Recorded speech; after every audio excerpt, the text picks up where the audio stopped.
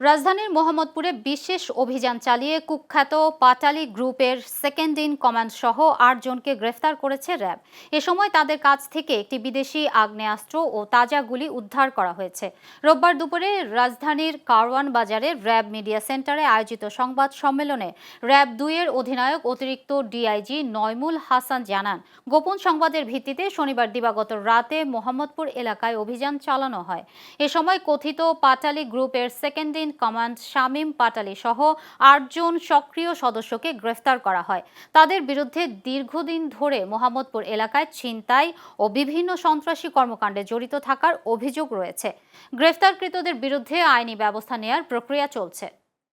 চুরি, ছিনতাই, ডাকাতি, মাদক মামলা এবং মারামারি যে হেন কোনো অপরাধ নাই যেগুলো তারা করে না। তো আমরা আশা করি যে পাটালি গ্রুপের অন্য সদস্যরা তো ইতিমধ্যে কারাগারে আছে, এরাও ঢুকছে এবং ভবিষ্যতে যারা এটা নেতৃত্বে আসার চেষ্টা করবে তাদেরকেও আমরা অবশ্যই গ্রেপ্তার করব।